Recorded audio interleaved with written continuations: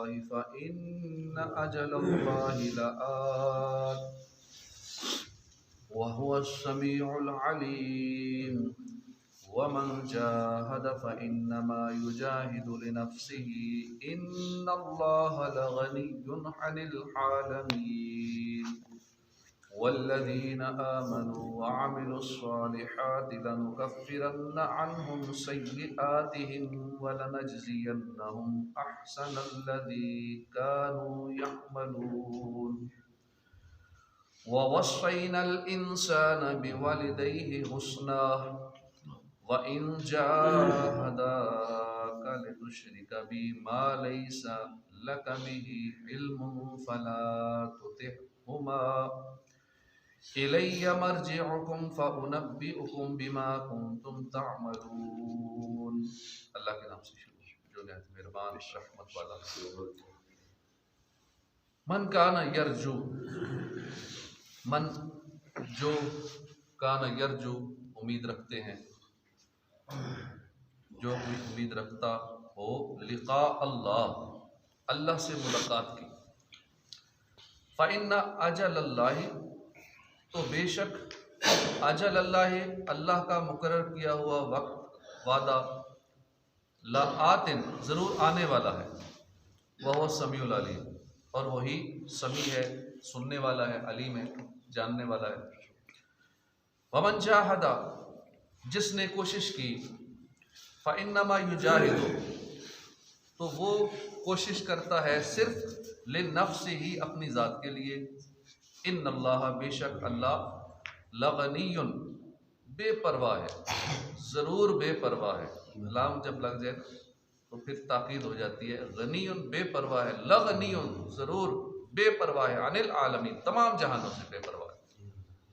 والذین، اور وہ لوگ جو آمنو، ایمان لائے، وعملوا الصالحات، نیک عمل کیے، وَلَنُكَفِّرَنَّ، تو ضرور ہم مٹا دیں گے، عنہم، ان سے، سیئاتہم، ان کی برائیوں کو ہم مٹا دیں گے.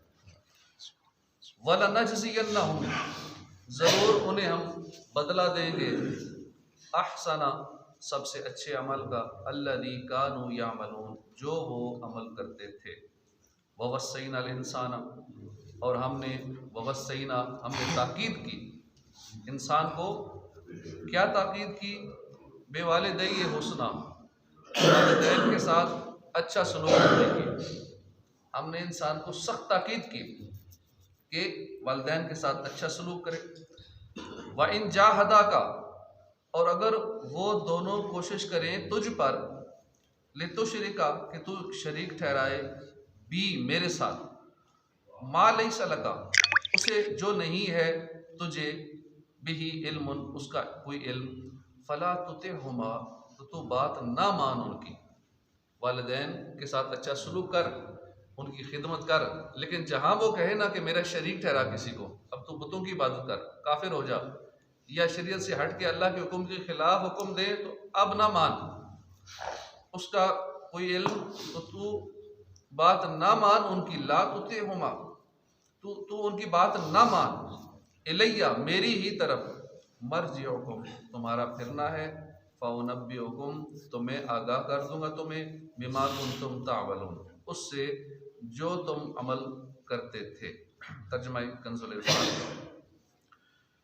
جو اللہ کی ملاقات کی امید رکھتا ہو تو بے شک اللہ کا مقرر کیا ہوا وعدہ ضرور آنے والا ہے، اور وہی سننے والا، جاننے والا ہے. من کان یرجو لقاء اللہ، جو اللہ کی ملاقات کی امید رکھتا ہو. اور اللہ سے ملاقات کی امید بھی رکھنی چاہیے، اور ہمیں دعائیں بھی مانگنی چاہیے، اللہ اپنا دیدار عطا فرمانا. سب سے بڑی نعمت، جنت میں جانے کے بعد بھی سب سے بڑی نعمت ہوگی اللہ پاک کا دیدار. اور ہفتے میں ایک دن اللہ پاک اپنا دیدار سب کو کرائے گا. تو ابھی سے ہمیں اس کی تمنا بھی ہونی چاہیے اللہ سے ملاقات کی، اور دعا بھی مانگنی چاہیے اللہ پاک اپنا دیدار عطا فرماتا رہے. اس کا معنی یہ ہے کہ جو شخص دوبارہ زندہ کیے جانے اور حساب لیے جانے سے ڈرتا ہے، اور اللہ کی بارگاہ سے ثواب ملنے کی امید رکھتا ہے، تو وہ سن لے کہ اللہ نے ثواب اور عذاب کا جو وعدہ فرمایا وہ ضرور پورا ہونے والا. لہٰذا اسے چاہیے کہ اس کے لیے تیار رہے اور نیک اعمال کرنے میں جلدی کرے. اور اللہ تعالیٰ ہی بندوں کے اقوال کو سننے والا ہے اور ان کے افعال کو جاننے والا ہے. ومن جاہد، اور جو کوشش کرے، اپنے ہی فائدے کے لیے کوشش کرتا ہے، یجاہد لنفسہ، اپنے ہی فائدے کے لیے کوشش کرتا ہے۔ ارشاد فرمایا کہ جو شخص اللہ کے دشمنوں سے جنگ کر کے یا نفس و شیطان کی مخالفت کر کے یا اللہ تعالیٰ کی اطاعت کرنے پر صابر اور قائم رہ کر اس کی رضا حاصل کرنے کی کوشش کرتا ہے، وہ اپنے فائدے کے لیے کوشش کرتا ہے، کیونکہ اس کا نفع اور ثواب اسے ہی ملے گا۔ بے شک اللہ تعالیٰ انسانوں، جنوں، فرشتوں کے اعمال اور عبادات سے بے پرواہ ہے، اور اس کا بندوں کو کوئی حکم دینا، کسی چیز سے منع فرمانا، میں اس پر رحمت اور کرم فرمانے کے لیے اللہ پاک نے ہمیں نمازوں کا حکم دیا، دیگر چیزوں کا حکم دیا، وہ ہمارے فائدے کے لیے۔ اسے ضرورت نہیں ہے کہ اس کی عبادت کی جائے، جنوں، انس، فرشتے، کوئی اس کی عبادت نہ کرے، وہ بے پرواہ ہے سارے جہان سے۔ یہ جو ہمیں حکم دیا گیا ہے، عبادت کرتے ہیں، نمازیں پڑھتے ہیں، یہ اپنے لیے پڑھتے ہیں، اپنے فائدے کے لیے پڑھتے ہیں۔ یہ بھی اس کا کرم ہے، ہمیں حکم دیا ہم پہ رحم فرمانے کے لیے، یہ اس کا کرم ہے، ہم عبادت کرتے ہیں اپنے لیے کرتے ہیں۔ والذین آمنوا وعملوا الصالحات، اور جو ایمان لائے اور اچھے کام کیے، ہم ضرور ان کی برائیاں اتار دیں گے، اور ضرور انہیں اس کام کا، اس پر بدلہ دیں گے جو ان کے سب کاموں پر اچھا تھا۔ اس سے پہلی آیت میں اجمالی طور پر بیان کیا گیا کہ جو نیک عمل کرے تو اس کا فائدہ اسے ہی ہوگا۔ اب یہاں سے نیک عمل کرنے کا ایک فائدہ بیان کیا جا رہا ہے۔ چنانچہ ارشاد فرمایا کہ جو لوگ ایمان لائے اور انہوں نے اچھے اعمال، اچھے کام کیے، تو ہم ضرور نیکیوں کے سبب ان سے ان کی برائیاں مٹا دیں گے۔ جب بندہ اچھے کام کرتا ہے، نیکیاں کرتا ہے، تو نیکیاں برائیوں کو مٹا دیتی، اور ضرور انہیں ان کے نیک اعمال کا بدلہ دیں گے۔ وَوَصَّيْنَا الْإِنسَانَ بِوَالِدَيْهِ۔ اچھا، گناہوں سے ایک تو توبہ کرنی بھی ضروری ہے۔ صرف یہ نہ سوچا جائے کہ میں اب نیکیاں کر رہا ہوں تو میرے آٹومیٹیکلی سارے گناہ معاف ہو گئے۔ کبیرہ گناہ، چھوٹے گناہ تو معاف ہو جاتے ہیں، ایک نماز پڑھیں تو پچھلے صغیرہ معاف ہو گئے، اگلی پڑھیں تو اس کے بیچ میں جتنے تھے وہ معاف ہو گئے، تو یہ چھوٹے تو معاف ہوتے ہی رہتے ہیں، مختلف جو بشارتیں ہم سنتے ہیں۔ کبیرہ گناہ یہ توبہ سے معاف ہوتے ہیں۔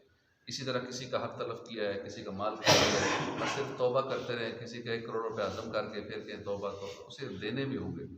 جس کا حق کھایا ہے اس کا حق بھی دینا ہوگا اور ساتھ توبہ بھی کرنی ہوگی، اس صورت میں توبہ قبول ہے۔ نمازیں رہ گئی ہیں تو اب نمازیں پڑھنی بھی ہیں، توبہ تو کرنی ہے، معافی مانگنی ہے، لیکن ساتھ وہ نماز قضا بھی کرنی ہے۔ اسی طرح روزے ہیں تو وہ روزے رکھنے ہیں، دیگر معاملات ہیں تو وہ ادا کرنے ہیں، حقوق کا معاملہ ہے، حقوق ادا کرنے ہیں، ساتھ توبہ بھی کرنی ہے۔ کہیں ایسا یہ نہ سمجھے کہ خیر اب نہ توبہ کرنی ہے، نہ کسی کا کچھ لین دین کرنا ہے، بس نیک اعمال کرنے ہیں تو گناہوں کو مٹا دیں گے۔ تو یہاں صغیرہ گناہ مراد ہوتے ہیں، کبیرہ گناہ سچی توبہ کے ساتھ معاف ہوتے ہیں، اور نیک اعمال کرتے رہنا چاہیے۔ اور اللہ پاک نے فرمایا کہ ہم ضرور انہیں بدلہ دیں گے، ضرور انہیں ان کے نیک اعمال کا بدلہ دیں گے۔ ایسا نہیں ہے کہ بندہ اتنی سردی میں نماز پڑھنے آئے، فجر میں نیند قربان کر رہا ہے، بستر سے کس کا اٹھنے کا دل کرتا ہے؟ کتنی مشکل سے اٹھتے ہیں، شیطان نہیں اٹھنے دیتا، سستی ہوتی ہے، بس لیٹ ہوتے ہیں رات کو تو پھر نیند کا غلبہ بھی ہوتا ہے، ٹھنڈ کا موسم، وضو کرنا، یہ سارے معاملات بہت مشکل سے بندہ بستر سے نکلتا ہے، تو اس کا بدلہ ملے گا۔ جو اتنی کوشش کرتے ہیں اس کا بدلہ ملے گا، جو فجر میں اتنی قربانی دیتے ہیں بیٹھنے کی، اس کا بدلہ ملے گا۔ اسی طرح جو بھی ہم مشقت کرتے ہیں، عبادت کرتے ہیں، اس کا بدلہ ملے گا۔ اللہ پاک فرما رہے ہیں ضرور ان کے نیک اعمال کا بدلہ دیں گے، اور بدلہ جلدی ملے گا۔ یہ بس یہاں کلوزنگ ہونے والی ہے دنیا سے ہماری، اور اگر ایک ادھ بال سفید آ جائے تو پھر تو بالکل ہی یہاں کی امید ختم کر دیں۔ موت کا قاصد آ چکا ہے، پیغام آ چکا ہے، بس اب تیار ہو۔ ایک بال بھی سفید آ جائے تو یوں سمجھ لیں کہ اب موت کے علاوہ اور کچھ چارہ ہی نہیں ہے، اور کچھ سوچنا ہی نہیں چاہیے۔ اور جسمانی کمزوری آ جائے، کوئی بیماری آ جائے، یہ ساری چیزیں موت کے قاصد ہیں، موت کے میسنجر ہیں کہ اب میسج آ گیا، ریڈی ہو جاؤ، تیار ہو جاؤ، وارنٹ جاری ہو چکے۔ کسی کا پھانسی کا ہو جائے، فلاں دن پھانسی ہوگی، اب اس کی زندگی کس طرح گزرے گی؟ جب اسے پتہ چل جائے کہ فلاں دن میری سزائے موت ہے، تو ہمیں تو بالکل ریڈی، اس سے پہلے اس کی تو ڈیٹ ہوتی ہے نا، ہمیں پتہ بھی نہیں ہے کب آج ہی آخری دن ہو زندگی کا، تو ہمیں ہر وقت موت کے لیے تیار رہنا چاہیے، کل کے دن کو اپنی زندگی میں شمار نہیں کرنا چاہیے۔ وَوَصَّيْنَا الْإِنسَانَ بِوَالِدَيْهِ حُسْنًا، اور ہم نے آدمی کو تاکید کی، اپنے ماں باپ کے ساتھ بھلائی کی، کہ والدین کے ساتھ اچھا سلوک کرے، اس کی تاکید کی اپنے بندے کو۔ اگر وہ تجھ سے کوشش کریں کہ تو کسی کو میرا شریک ٹھہرائے جس کا تجھے علم نہیں، تو ان کی بات نہ مان، میری ہی طرف تمہارا پھرنا ہے، اور میں تمہیں تمہارے اعمال پھر بتا دوں گا۔ شان نزول اس آیت کا یہ ہے کہ یہ آیت اور سورہ لقمان کی آیت نمبر 14 اور سورہ احقاف کی آیت نمبر 15 حضرت سعد بن ابی وقاص رضی اللہ عنہ کے حق میں، اور دوسری روایت کے مطابق حضرت سعد بن مالک زہری رضی اللہ عنہ کے حق میں نازل ہوئی۔ حضرت سعد بن ابی وقاص کی ماں حمنہ بنت ابی سفیان بن امیہ بن عبد شمس تھی، اور آپ سابقین اولین صحابہ کرام میں سے تھے اور اپنے والدین کے ساتھ اچھا سلوک کرتے تھے۔ جب آپ نے اسلام قبول کیا تو آپ کی والدہ نے کہا کہ تو نے یہ کیا نیا کام شروع کر دیا؟ خدا کی قسم اگر تو اس سے باز نہ آیا تو میں نہ کچھ کھاؤں گی نہ پیوں گی۔ تو نے اسلام قبول کر لیا، کیا نیا کام کر دیا؟ اگر تو نے اسی طرح کیا واپس نہ آیا تو میں کچھ کھاؤں پیوں گی نہیں، یہاں تک کہ مر جاؤں گی، اور یوں ہمیشہ کے لیے تیرے لیے بدنامی ہوگی کہ تو نے اپنی ماں کو اس طرح مار دیا، اور تجھے ماں کا قاتل کہا جائے گا۔ پھر اس بڑھیا نے فاقہ کیا، بھوک ہڑتال کر ایک دن اور رات کھانا نہ کھایا، نہ پانی پیا، نہ سائے میں بیٹھی، اس سے وہ کمزور ہو گئی۔ پھر ایک رات دن اسی طرح رہی، تب حضرت سعد رضی اللہ عنہ اس کے پاس آئے اور آپ نے اس سے فرمایا کہ ماں اگر تیری 100 جانیں ہوں اور ایک ایک کر کے ساری جانیں نکل جائیں، یہ تو ایک جان کی بات کر رہی ہے نا، 100 جانیں ہوں ایک ایک کر کے ساری نکل جائیں، میں پھر بھی دین نہیں چھوڑوں گا۔ تو چاہے کھا چاہے نہ کھا، میں اسلام کو نہیں چھوڑوں گا۔ جب وہ حضرت سعد کی طرف سے مایوس ہو گئی کہ یہ تو اپنا دین چھوڑنے والا نہیں ہے، تو پھر کھانا پینا شروع کر دیا۔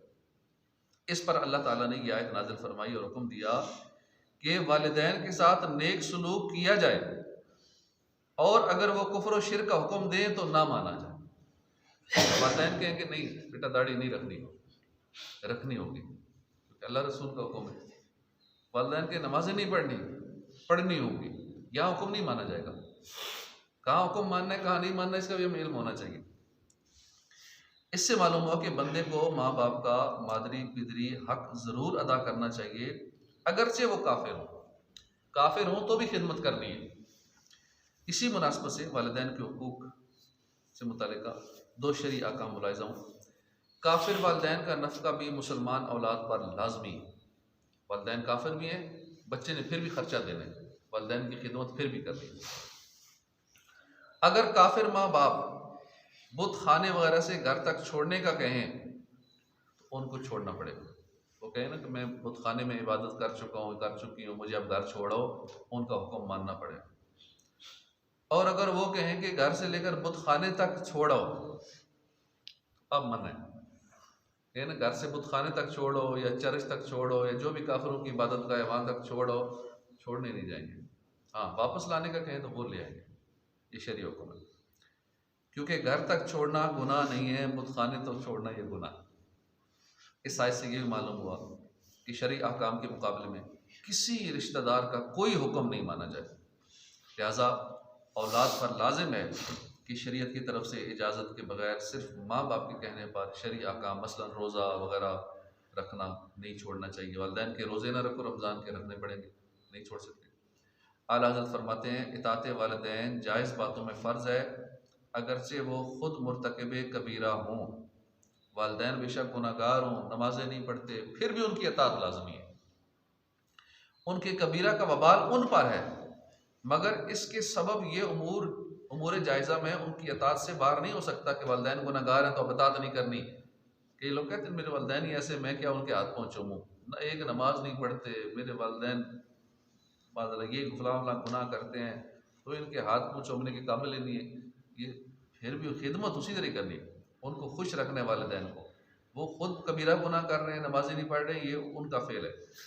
ہاں اگر وہ کسی ناجائز بات کا حکم کریں تو اس میں ان کی اطاعت جائز نہیں ہے۔ لا طاعت لأحد فی معصیت اللہ تعالی، اللہ کی نافرمانی میں کسی بھی شخص کی اطاعت نہیں کی جائے گی، چاہے والدین ہو چاہے کوئی اور ہو۔ ماں باپ اگر گناہ کرتے ہوں ان سے بنرمی اور ادب گزارش کرے۔ کئی لوگ اس میں بھی سختی کر جاتے ہیں، نمازیں پڑھانے میں نا والدین نمازیں نہیں پڑھتے، سختی کر جاتے ہیں، بے ادبی کر جاتے ہیں، تو نرمی سے ادب سے گزارش کر کے والدین کو گناہوں سے روکنا ہے، نمازیں پڑھانی ہے، نیک بنانا ہے، نرمی سے بنانا ہے۔ اگر مان لیں تو بہتر، سختی نہیں کر سکتے والدین کے ساتھ ان کو نیک بنانے کے لیے۔ بلکہ ان کے لیے دعا کرے، اور ان کا یہ جاہلانہ جواب دینا کہ یہ تو ضرور کروں گا یا توبہ سے انکار کرنا، یہ دوسرا سخت کبیرہ ہے، مگر مطلقاً کفر نہیں ہے جب تک کہ حرام قطعی کو حلال جاننا یا حکم شرع کی توہین کے طور پر نہ ہو۔ اس سے بھی جائز باتوں میں ان کی اطاعت کی جائے گی۔ ہاں، اگر معاذ اللہ یہ انکار بر کفر ہو تو وہ مرتد ہو جائیں گے، اور مرتد کے لیے مسلمان پر کوئی حق نہیں ہے۔ مرتد جب کوئی ہو جائے تو پھر مسلمان پر اس کا کوئی حق نہیں، کیونکہ مرتد کافر سے بھی بدتر ہے۔ شرعی احکام کے مقابلے میں ماں باپ کی اطاعت کے حوالے سے شرعی حکم پر بیان ہوا، اور ان کے علاوہ دیگر افراد جیسے سیٹ ہے، افسر ہے، حاکم ہے وغیرہ سے متعلق بھی یہی حکم ہے کہ کوئی بھی افسر، کوئی بھی سیٹ اپنے سے سینئر ہے، ان میں سے جو کوئی بھی اللہ کی نافرمانی کرنے کا کہے تو اس کی بات نہیں مانی جائے، اللہ اور رسول کا حکم مانا جائے گا۔ حضرت عبداللہ بن عمر رضی اللہ عنہ سے روایت ہے، رسول کریم صلی اللہ علیہ وآلہ وسلم نے فرمایا، پسندیدہ اور ناپسندیدہ تمام امور میں ہر مسلمان آدمی پر امیر کی بات سننا، اس کی اطاعت کرنا اس وقت تک ضروری ہے جب تک وہ گناہ کا حکم نہ دے۔ ویسے امیر کی اطاعت واجب ہے، جو بھی بڑا ہے، امیر ہے، دینی حوالے سے، دنیاوی حوالے سے، اس کا ماننا چاہیے حکم، اور اگر وہ گناہ کا حکم دے تو اس کی پہ نہیں سنی جائے گی، نہ اس کی اطاعت کی جائے گی۔ حضرت علی المرتضیٰ کرم اللہ تعالیٰ وجہ الکریم سے روایت ہے، حضور اقدس صلی اللہ علیہ وسلم نے فرمایا، گناہ کے کاموں میں کسی کا حکم نہیں مانا جاتا، بلکہ اطاعت تو نیک کاموں میں ہے۔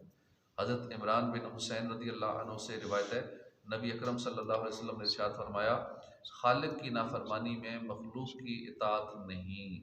افسوس فی زمانہ اس حوالے سے مسلمانوں کی صورتحال انتہائی نازک ہے، اور دنیاوی منفعت کے حصول اور دنیا کے نقصان سے بچنے کی خاطر اپنے سیٹ، افسر، حاکم، دیگر لوگوں کی وہ باتیں بے دھڑک مانتے چلے جاتے ہیں جن میں اللہ اور اس کے پیارے محبوب کی نافرمانی کا حکم دیا گیا ہوتا ہے۔ اللہ تعالیٰ انہیں عقل سلیم اور ہدایت عطا فرمائے، اور اپنے رب کی نافرمانی کرنے میں مخلوق کی اطاعت کرنے سے بچنے کی توفیق عطا فرمائے، آمین۔ وَإِن جَاهَدَاكَ لِتُشْرِكَ بِي مَا لَيْسَ لَكَ بِهِ عِلْمٌ، اور اگر وہ تجھ سے کوشش کرے کہ تو کسی کو میرا شریک ٹھہرائے جس کا تجھے علم نہیں۔ اس کا معنی یہ ہے کہ حقیقت میں اللہ کا کوئی شریک نہیں ہے، اس لیے علم اور تحقیق کی بنا پر تو کوئی بھی کسی کو اللہ کا شریک مان ہی نہیں سکتا، کیونکہ اس کا شریک ہونا محال ہے۔ اور جہاں تک علم کے بغیر محض کسی کے کہنے سے اللہ کا شریک ماننے کا معاملہ ہے، تو جس چیز کا علم نہ ہو اسے کسی کے کہنے سے مان لینا تقلید ہے، اور توحید کے قطعی دلائل ہوتے ہوئے محض تقلید سے کسی کو اللہ کا شریک مان لینا یہ انتہائی مذموم ہے اور قبیح ہے۔ لہٰذا اس میں کسی کی بھی بات نہیں مانی جائے گی، حتیٰ کہ والدین کی بھی اس معاملے میں ہرگز اطاعت نہیں کی جائے گی۔ اور ہمارے معاشرے میں ہم دنیا کو خوش کرنے کے لیے کتنے گناہ کر لیتے ہیں، اپنے سینئر کو خوش کرنے کے لیے یا اپنے رشتہ داروں کو خوش کرنے کے لیے، شادی بیاہ میں، دیگر تقریبات میں کتنے گناہ کرتے ہیں مخلوق کو خوش کرنے کے لیے۔ یہ نہیں دیکھتے کہ جو ہم عمل کرنے لگے ہیں اللہ اور اس کے محبوب اس سے راضی ہوں گے یا ناراض ہوں گے۔ سب سے پہلے اللہ اور اس کے محبوب کی رضا دیکھیے، لوگوں کو نہ دیکھیے۔ اللہ راضی ہے تو ساری دنیا ناراض بھی ہے تو کوئی فرق نہیں پڑتا، رب ناراض ہو گیا نا، ساری دنیا راضی ہے، شہرتیں مل گئی، چرچے مل گئے، عزتیں مل گئیں، تو وہ کسی کام کی نہیں ہے۔ بس اللہ راضی ہو جائے سارے معاملات سیدھے ہیں، دنیا بھی اچھی ہو جائے گی، آخرت بھی اچھی ہو جائے گی۔ اللہ پاک جس سے راضی ہو جاتا ہے اسے برکتیں عطا فرماتا ہے، اسے جنت عطا فرماتا ہے، اسے دنیا اور آخرت میں سب کچھ عطا فرماتا ہے۔ جس سے وہ ناراض ہو جاتا ہے وہ بندہ دنیا میں بھی پھر ٹینشن میں رہتا ہے، بے سکونی میں رہتا ہے، آخرت میں بھی دوزخ کا عذاب ہے۔ اللہ پاک ہم سے ہمیشہ کے لیے راضی ہو جائے، آمین بجاہ النبی الامین صلی اللہ تعالی علیہ وآلہ وسلم۔